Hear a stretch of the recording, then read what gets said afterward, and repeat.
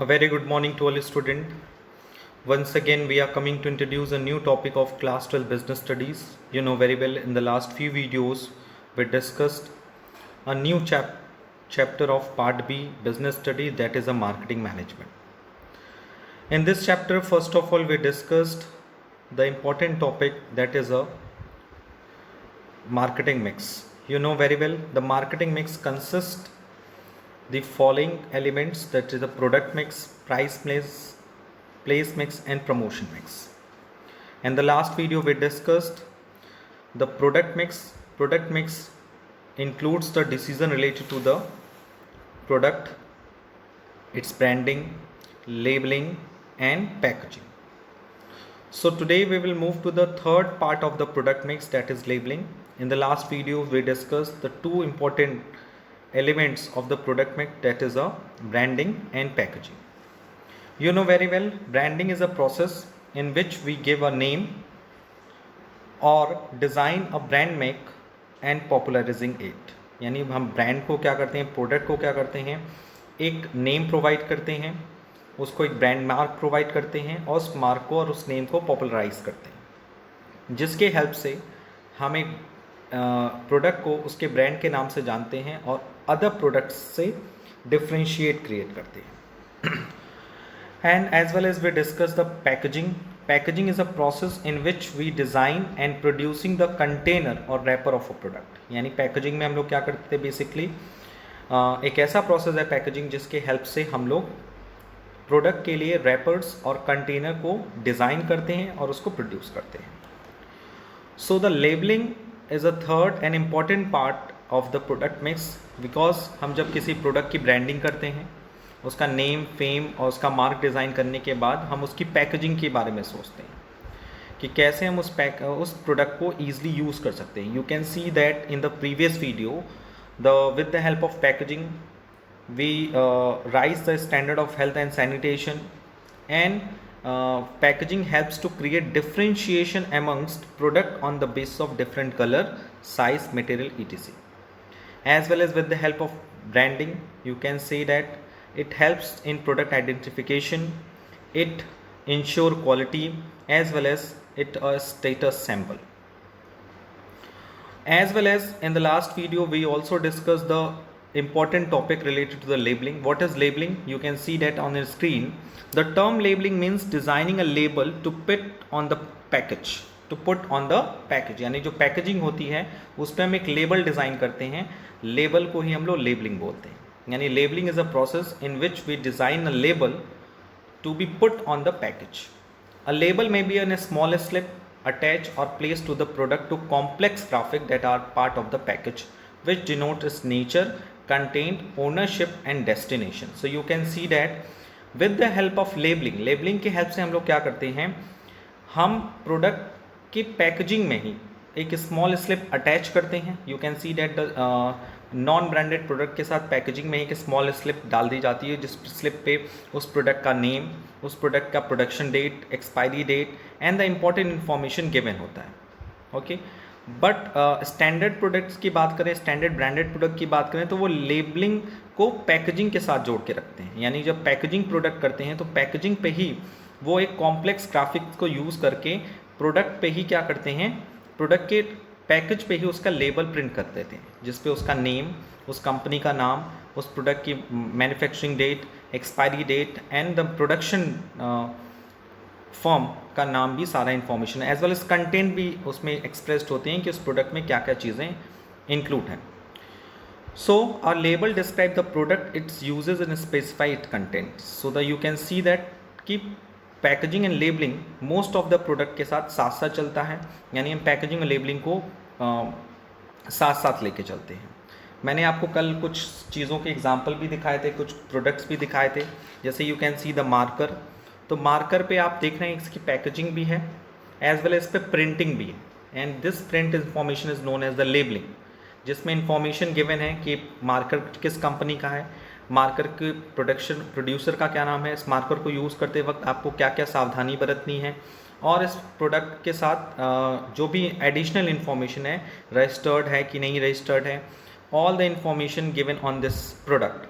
So you can see that ये product package भी है, कैसा पैकेज है, इसमें प्राइमरी पैकेजिंग यूज़ है और उसके साथ साथ लेबलिंग भी यूज़ है। Because you know very well primary packaging होती थी जो प्रोडक्ट को कन्वीनियंट बनाती है ताकि हम उस प्रोडक्ट को ईजिली यूज़ कर सकें। सेकेंडरी पैकेजिंग उसके प्रोडक्शन के लिए, बेसिक प्रोटेक्शन के लिए होती है ताकि उसको हम कस्टमर तक ईजिली कन्वे कर सकें। और ट्रांसपोर्टेशन पैकेजिंग क्या होती है, जिससे हम प्रोडक्ट को प्रोडक्शन एरिया से हम उसको रिटेलर होलसेलर तक ईजिली कन्वे कर सकते हैं। You can see that labelling is a part of the packaging, yeah we can say that it is a process which are doing parallelly with the packaging. Okay, so what is labeling? You can see that labeling is a process in which we design a label to be put on the package. It is a small slip attached or placed to the product or used to complex graphic that are part of the package. And labeling includes different information related to the name of the product, nature of the product, contents of the product, ownership, destination, all the other information which are required to print on such kind of the product. In today's video, now we will move to the next part of the labeling, that is a function of the labeling. What is the function of the labeling?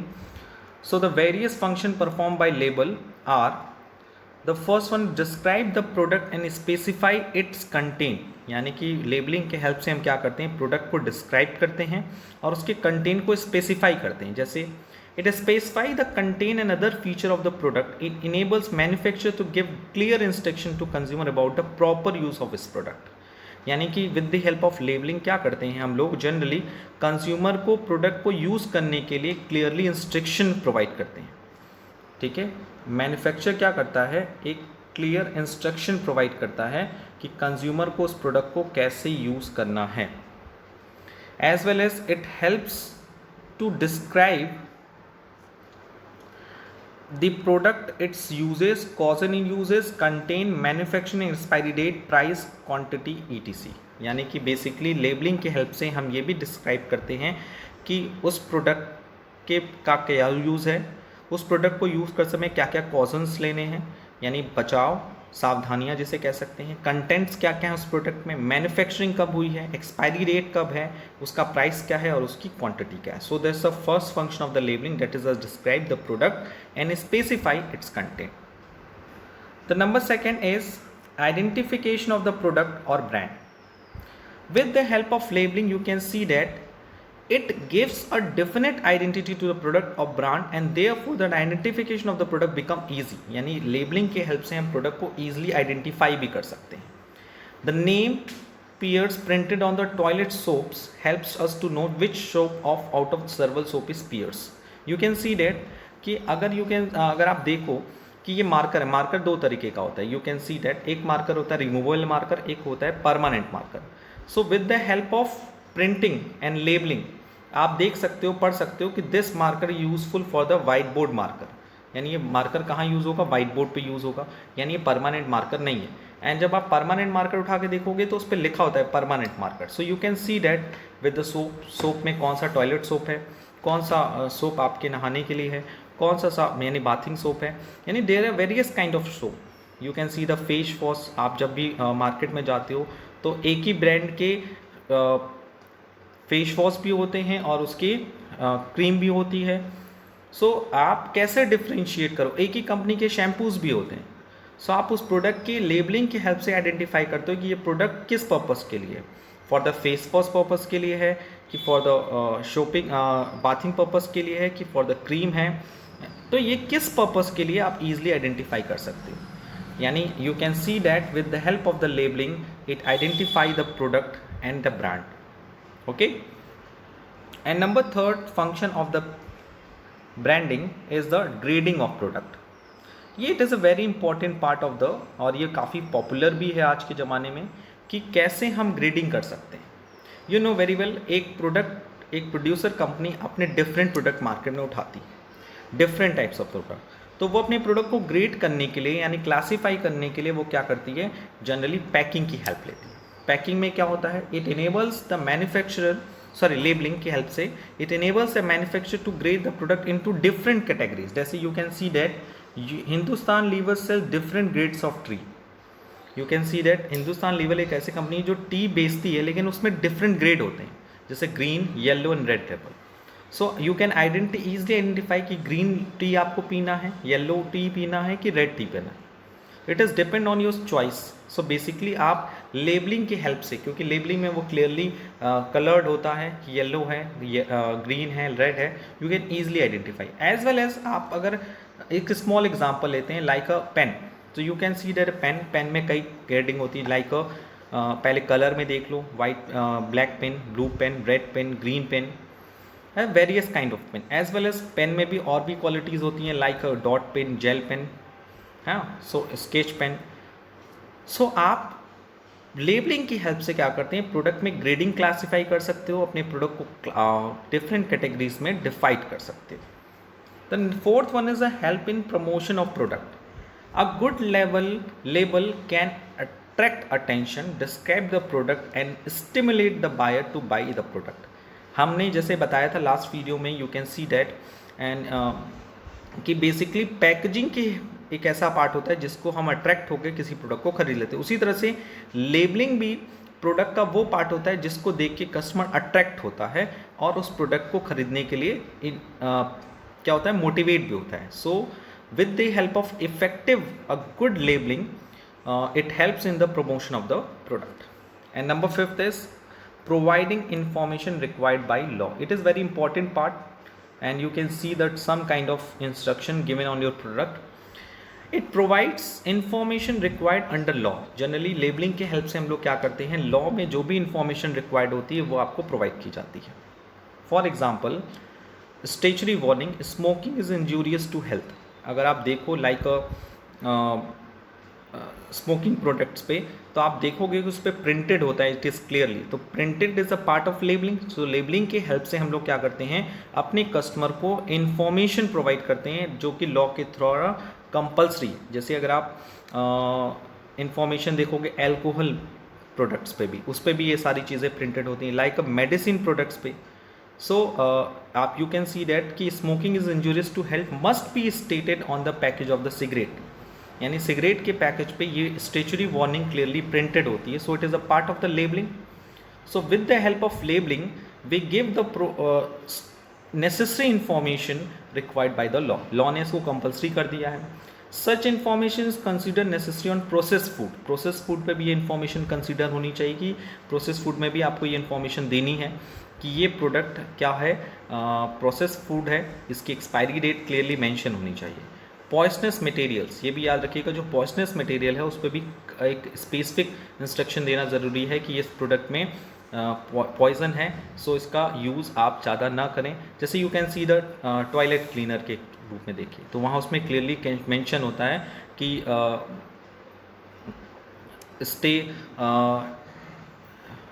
Stay from child, मतलब इस product को child से दूर रखिए. Drugs medicine के पे specially mention होता है कि विदाउट डॉक्टर से कंसल्ट किए बिना आप इसको कंज्यूम ना करें. Like drugs and medicine complementary. So you can see that कि with the help of the labelling we provide the information, important information required by the law. That is a statutory warning जो आपको देनी है, जैसे like smoking products पे आपको देनी है, अल्कोहल प्रोडक्ट्स पे देनी है, प्रोसेस फूड्स पे देनी है, पॉइजनस मटेरियल्स पे देनी है, ड्रग्स पे एंड मेडिसिन पे आपको देनी है, which provide safety warning to the consumer. यानी कंज्यूमर को आपको पहले से ही वार्निंग दे देनी है उस प्रोडक्ट को यूज़ करने से पहले कि इस प्रोडक्ट को यूज़ करते समय आपको क्या क्या सावधानी देनी है. तो ये सारी चीज़ें यू कैन सी दैट बिना लेबलिंग के नहीं हो सकती. So with the help of labeling you can see that labeling describe the products and specify its content. Number second, labeling helps to identify the product or brand. Number 3, it helps to grading of the product. अगर कई एक सही सारे products अगर आप manufacture कर रहे हैं, एक ही प्रोडक्ट के कई ग्रेड प्रोडक्ट प्रोड्यूस कर रहे हैं, तो आप ग्रेडिंग करने में भी आपको लेबलिंग हेल्प करती है. And it helps also in the promotion of the product. With the help of effective label you can see that कि प्रोडक्ट को प्रमोट करने के लिए आपके लिए ग्रेडिंग काफ़ी इंपॉर्टेंट होती है. And next is providing information required by law. You know very well, according to our law, according to the consumer protection act, according to the sale of goods act, some product have a statutory warning. आपको कुछ goods पे statutory warning देनी पड़ती है, तो वो statutory warning आप labelling के हेल्प से ही लोगों तक प्रोवाइड कर सकते हैं. सो you can see that when we take the decision regarding the product, we are talking about the three important elements of the product mix, that's the branding, labeling and packaging. Labeling and packaging is an activity generally adopted by the some important business firm पैरेलरली, यानी ये इस तरह की information या इस तरह की जो डिसीजन है वो जनरली कंपनी साथ साथ लेती है कि पैकेजिंग और लेबलिंग को हम साथ साथ लेके चलेंगे, बट इनको अलग अलग समझना भी ज़्यादा ज़रूरी है कि packaging is a part of the protection and convenient of the product, convenient to use of the product, as well as labeling is considered to provide the necessary information to the consumer before consume any kind of the product. So you can see that we completed the first element of marketing mix, that is product mix. Now we will move to the second element of marketing, that is a price mix. So let's we discuss it.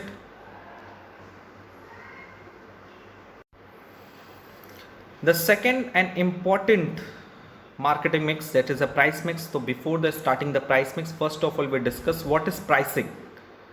Pricing refers to the process of determining the price of a product, यानी कि pricing ऐसा process है जिसमें हम किसी product की price को decide करते हैं. Price of a product refers to the amount of money that the customer has to pay to obtain a product from the market. यानी प्राइस एक ऐसा अमाउंट ऑफ मनी है, यानी मनी है जिसे कस्टमर को पे करना पड़ता है किसी प्रोडक्ट को मार्केट से लेने के लिए. Pricing is considered as a regulator of demand of a product, यानी प्राइसिंग को हम कह सकते हैं कि एक regulator of demand of the product, यानी प्रोडक्ट की डिमांड क्रिएट करता है. जैसे अगर किसी प्रोडक्ट की प्राइस बहुत ज़्यादा होती है तो उसकी डिमांड कम हो जाती है, और अब अगर किसी प्रोडक्ट की प्राइस कम होती है तो उसकी डिमांड बढ़ जाती है. तो because when the price of the product is increase, demand fall and vice versa. And the perfect competition, the most firms compete with each other on the basis of this factor. ये बहुत important part है pricing, because अगर हम perfect competition की बात करें, what is perfect competition? There is a large number of buyer and seller, जहाँ पे कई बायर हैं या कई सेलर हैं, जहाँ ज़्यादा पॉपुलेशन है.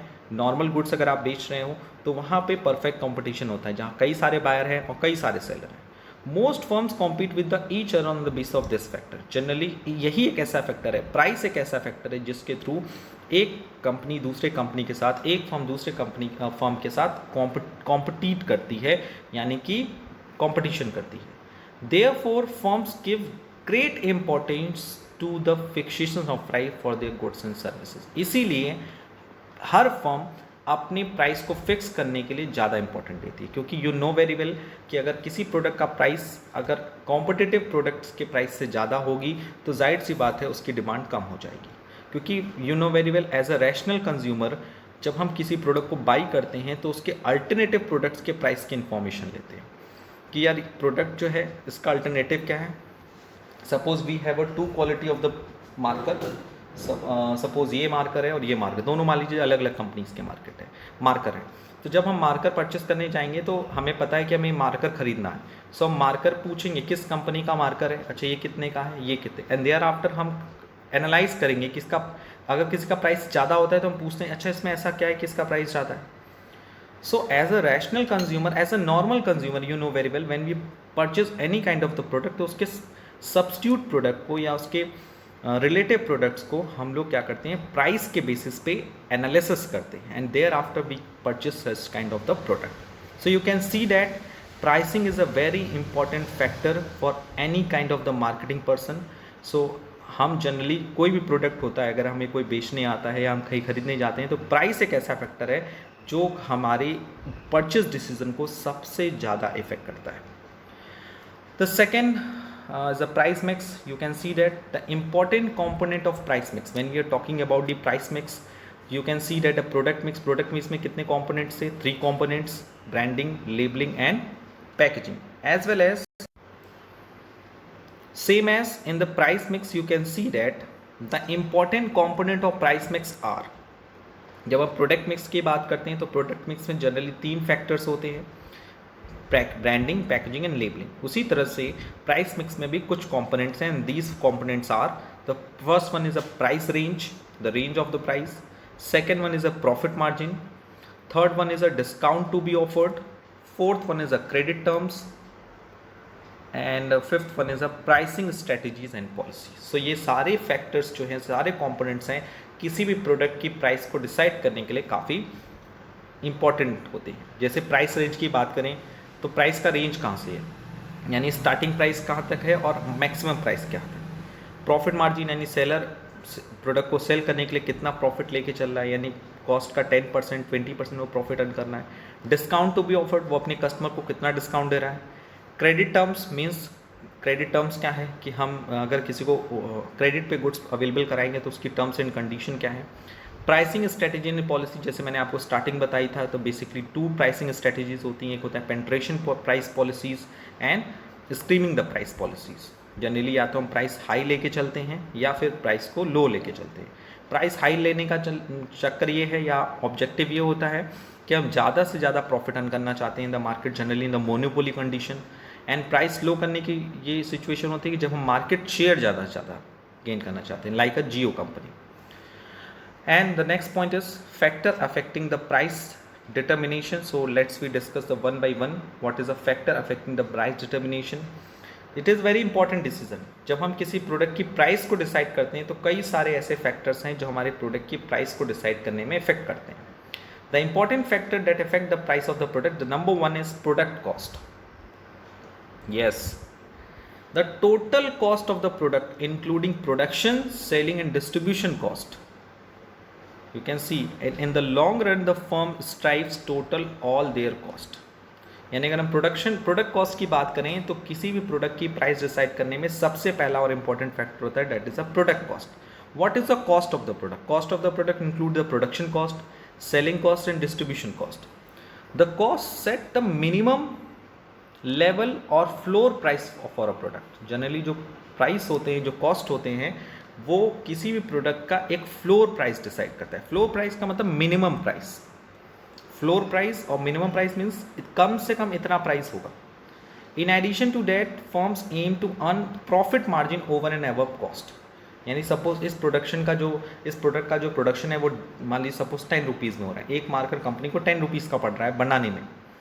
एंड आफ्टर दैट कम से कम 10 रुपये तो चाहिए कंपनी को, क्योंकि अगर 10 रुपये भी नहीं मिलेगा तो वो प्रोडक्शन फर्दरली नहीं कर पाएगी, क्योंकि उसमें कई सारे काम करने हैं. इस प्रोडक्शन के लिए रॉ मटेरियल लाना है, मशीनरी के लिए क्या चाहिए, इलेक्ट्रिसिटी चाहिए तो उसका चार्जेस हो गया, वर्कर्स जो वर्क करेंगे उनकी सैलरीज हो गई, वेजेस हो गई, तो और सेलिंग की भी कॉस्ट है, इसकी पैकेजिंग का कॉस्ट है, ब्रांडिंग का कॉस्ट है, लेबलिंग का कॉस्ट है. सब कुछ मिला के all over the cost which is known the minimum level and is a fourth price of the product. उसके बाद कंपनी क्या करती है, अपने प्रॉफिट को ऐड करती है. Cost can be broadly divide into 3 category. अगर हम किसी प्रोडक्ट की कॉस्ट पे बात करें तो वो बेसिकली 3 कैटेगरी में बांटी जा सकती है. The cost can be classified into 3 category. The first one is a fix cost, second variable cost, third one is a semi variable cost. What is fix cost? Which do not very with change in production. Fixed cost क्या होता है? जो किसी भी production के बढ़ने या घटने से चेंज नहीं होता. लाइक सपोज अगर आपने एक रेंट पे एक फैक्ट्री ले ली, आपके पास फैक्ट्री नहीं है जहाँ पे आपको प्रोडक्शन करना है, तो आपने एक रेंट पे ले ली. अब आप उस आपके रेंट जो है वो मंथली डिसाइड है कि मंथली आपको 10,000 5,000 देना है. तो यू नो वेरी वेल अगर आप प्रोडक्शन करो या ना करो आपको तो देना ही देना है रेंट. तो rent is just like a fixed cost. Okay, so you can see that कि लाइक अ मशीनरी के केस में भी देखो, लाइक अ मशीनरी पे क्या लगता है? Depreciation. So you know very well कि अगर हम किसी मशीनरी से प्रोडक्शन करें या ना करें, but due to the passage of time बीत रहा है ना, सो उस मशीनरी की वैल्यू भी घटेगी. यू नो डेप्रीशिएशन क्या होता है? इफेक्ट पैसेज ऑफ टाइम के कारण भी लगता है और वियर एंड टीयर के कारण भी लगता है. So you know very well fix cost में हम डेप्रीशिएशन को इंक्लूड कर सकते हैं. Due to the passage of time the cost of the machinery, the book value of the machinery will be reduced, as well as when we are talking about the rent of the factory premises, so such kind of cost cannot be avoidable by the firm. So ये cost तो उसको bear करनी है, चाहे वो production करे या ना करे, चाहे प्रोडक्शन ज़्यादा करे या प्रोडक्शन कम करे. The second one is a variable cost which vary at all level of the production. Variable cost में जनरली हम रॉ मटेरियल के कॉस्ट को लेते हैं कि हम जितना ज़्यादा प्रोडक्शन करेंगे उतना हमें रॉ मटेरियल्स चाहिए होगा, उतना ही हमें बेसिकली इलेक्ट्रिसिटी यूज़ करनी पड़ेगी. सपोज़ हमें प्रोडक्शन करना है ज़्यादा, तो हम 12 घंटे प्रोडक्शन कर रहे हैं, तो 12 घंटे में इलेक्ट्रिसिटी बिल भरना पड़ेगा। 12 घंटे के लिए हमारे पास रॉ मटेरियल्स होना चाहिए, तभी तो हम उतने प्रोडक्ट्स को यूज़ कर सकते हैं। So variable cost which are totally depend on the level of the product. And number third is semi variable cost which vary with production but not in direct proportion with it. Semi variable cost क्या होता है कि एक ऐसा cost होता है जिसमें बढ़ता तो है प्रोडक्शन बढ़ने, लेकिन एक डायरेक्ट प्रोपोर्शन में वो वैल्यू नहीं बढ़ती। जैसे अगर हम बात करें रेंट की, तो रेंट को हम कभी कभी सेमी वेरिएबल कॉस्ट में भी इंक्लूड कर सकते हैं। फॉर एग्जांपल, एक एरिया आपने लिया, एक रूम लिया फॉर द प्रोडक्शन पर्पज़ के लिए, और आपका बिजनेस चल पड़ा, आपको डिमांड ज़्यादा आ गई, तो आपने 100 यूनिट्स और बढ़ा दिया। तो 100 यूनिट्स बढ़ाने के लिए आपको एक और रूम की ज़रूरत पड़ेगी। So you can see that suppose एक रूम में आप 1000 प्रोडक्ट बेचते थे, बनाते थे, और आपने क्या किया, अब आपको मार्केट से 1100 यूनिट्स की डिमांड आने लगी। अब आप 1000 से ज़्यादा तो एक रूम में प्रोड्यूस नहीं कर पाओगे सपोज, या स्टोर नहीं कर पाओगे। तो आपने दूसरा रूम लिया और उसमें 100 यूनिट्स एडिशनली बनाया। तो यू कैन सी डैट कि अभी आप 1000 यूनिट प्रोड्यूस कर रहे थे तो आप 5000 रेंट दे रहे थे, अब आप 1100 यूनिट्स किए तो 10,000 रेंट हो गया, जस्ट डबल। आपने प्रोपोर्शनेट इंक्रीजमेंट नहीं हुआ, यानी सेमी वेरिएबल कॉस्ट जो होती है वो जनरली प्रोपोर्शनेट लेवल में नहीं बढ़ती, वो कुछ लेवल तक फिक्स्ड होती है। क्योंकि वेरिएबल ऐसा तो है नहीं कि वो रेंट क्या करेगा कि रूम थोड़ा सा बड़ा है फिर थोड़ा सा और बड़ा कर देगा, ऐसा तो होगा नहीं। रूम तो आपको पूरा दूसरा लेना पड़ेगा। जैसे अगर आप घर में रेंट पे रहते हो तो ऐसा तो नहीं होता है कि अगर आप 2 लोग हो एक रूम में एडजस्ट हो रहे हो, जैसे ही 3 लोग हो गए तो आपको एक और एडिशनल रूम लेना पड़ेगा, यानी 2 रूम के लिए आपको पे करना पड़ेगा, जबकि पर्सन कितने 3। सो वहाँ कॉस्ट ऑफ इंक्रीज हो जाएगा। जैसे 2 लोग मिलकर अगर 10,000 रेंट देते हैं एक रूम का, और तीसरा बंदा आ गया तो आपने एक और रूम ले लिया, अब रेंट कितना हो गया 20,000, नॉट इन 15,000। ऐसा नहीं कि रूम काट के थोड़ा सा बढ़ा लेंगे। So such kind of cost will be known as the semi variable cost, because which vary with production, जो प्रोडक्शन कारण बढ़ती तो है लेकिन डायरेक्ट प्रपोर्शन में बढ़ती नहीं है। So you can see that एक गुड्स को या प्रोडक्ट को प्रोड्यूस करने में बेसिकली 3 तरह की कॉस्ट रिस्पॉन्सिबल होती है। The first one is a fixed cost, variable cost and semi variable cost. The total cost is sum total of fixed, variable and semi variable cost at a specific level of activity. So अगर हम किसी product की total cost निकालना है, क्योंकि cost is a very important element for determining of the price of any product, so we can sum total of the fixed, variable and semi variable cost at a specific level of activity. Price is determined by adding a profit to the average cost of the product. यानी हम generally करते क्या हैं कि किसी product की average cost को decide करते हैं और उसके बाद उसमें प्रॉफिट को ऐड करते हैं। जैसे for example, what is the price of the product, so you can see that the price of the product equals to the cost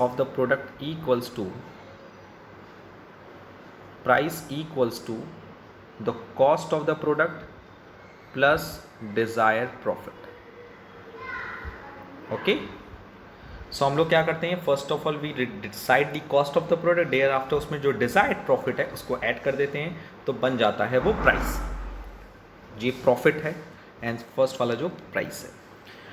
so last line हम एक बार फिर से क्लियरली आपके लिए मेंशन कर देते हैं। Price is determined by adding a profit to the average cost of the product. यानी प्राइस हम कैसे डिसाइड करते हैं, प्रॉफिट को ऐड करते हैं किसमें, average cost of the product, जो कॉस्ट प्रोडक्ट की जो एवरेज कॉस्ट होती है उसमें ऐड कर देते हैं, वो उसकी हो जाती है price.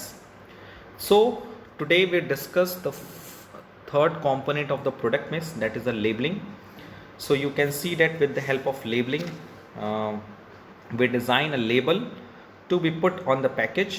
It may be a small slip attached or placed to the product to complex graphics that are part of the package, which denotes its nature, ownership, contents, destination and other information, like a statutory warning, like a information related to the different grade, and it also helps in the promotion of the product. Thereafter we discuss the what is pricing.